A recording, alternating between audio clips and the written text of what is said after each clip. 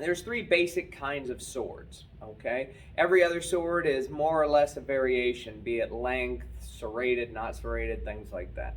But we'll start with the one that you probably know the best, which is the katana. Now, everybody says the katana. The katana is one length of the sword, okay? So there is a shorter sword, which is a dagger, okay, which is a tanto. There is a wakizashi, okay, and then there are longer swords. There are swords that actually hang upside down, which are tachi swords, which are before the samurai really came into power in Japan. But that's not what this video is on, so I'm going to kind of gloss over that. The katana, as we know it, or as you may know it, I want to talk first about how to pick one, okay, because that's the first thing you should really know. First of all, now you can't see in mine anymore because it's getting a little old, but I have right here a little button. Let's see, it's kind of brownish right there. It's what's called the Menuki. Okay, it's basically a toothpick, more or less. It's just a little wooden peg. Okay, and some swords have one, some swords have two.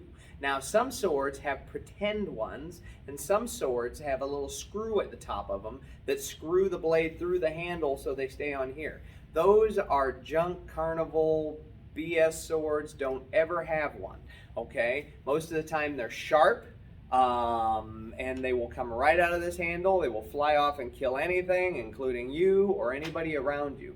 So that's number one. Your sword has to be fitted into the handle correctly. Number two, don't have a sharp sword. I know you might think, well, I don't know what I'm talking about. I'm not you, everything like that. Well, unless you're some sword master, you don't need a sharp sword. Or, this is what's called an iaito. Okay, iaido is the way of drawing the sword. An iaito is a dull blade. Okay, and that's so I don't go home being called stumpy because I didn't do my forms right. Okay, this sword has every bit the same productivity, same making as a regular katana. Now you see me touching the blade all over the place. This because it's an aluminum blade. Never touch a sharp blade on a real sword. Not just because it's sharp, but because the oil on your hands will make it start to rust. This being aluminum, it's not going to happen. Okay. Now this I wouldn't use for contact drills. Okay, because it's going to start to chip up, and this one cost me a few $100s. Now you can buy an iaito for maybe $100, more or less, that's well made, but don't buy these junky $25 head shop ones. I know I've owned them. I understand the want, but don't. Okay, you're going to get hurt. You're going to get somebody else hurt. Okay, this is a bokto. Now this is the kind the Aikido people use because they don't usually use the suba on theirs. The suba is the guard that goes around here for the hands. This is like how in Legend of Zelda you start with the wood sword because you don't need the master sword. Okay, you need to spend a lot of time practicing your cuts. Okay, this is what I would use for contact with another person or any kind of drills like that. It's what they used in the old days. As a matter of fact, a lot of samurai duels ended that way. So anyway, that is the curved kind of samurai type blade that you're most used to. This is a jin.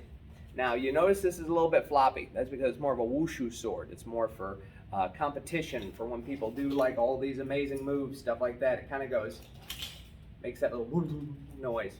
Okay? The actual sword is a little floppy because what it is it's like a toilet snake. It would go into the armor and kind of look around for whatever it wanted to get to. So you can only imagine having a floppy razor blade go into your pants or under your armpit, right? You wouldn't want that. But the jin, again, this is not sharp, okay? This is a more flexible, beautiful blade, but it's more like using an X-Acto knife or something surgical tool, okay, like a scalpel. The katana is a little more like, it's kind of the hybrid, okay? So let me show you the last sword I want to talk about. So any straight razor sword would probably be more like a jin. The katana is kind of the hybrid between that and this. This is the dao, okay? Now the dao looks a lot like a machete in the way that it's bigger, broader, broad sword, okay? This one is a little bit more used for hacking and slicing, okay?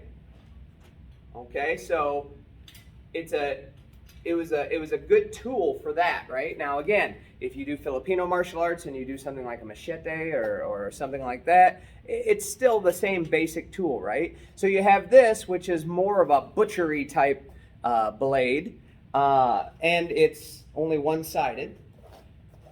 You have the katana, which is a little more elegant than the Dao. You can do a little bit more elegant work with the Dao. Than with the Dao.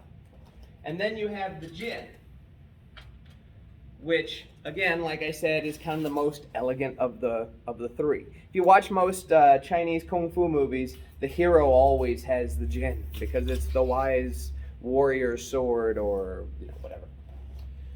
So anyway, if you want to learn how to use any of those weapons, you can always take our weapons classes, kung fu classes, iaido, things like that. There's a lot more to be learned about sword, but again, don't just go swinging it because your buddy's got one and everything. I know it sounds cool, but it's like just firing a gun without ever having any kind of gun safety classes. You can do it, but if you shoot Ted or Fred or anybody else that's hanging around with you, well, that's kind of on you.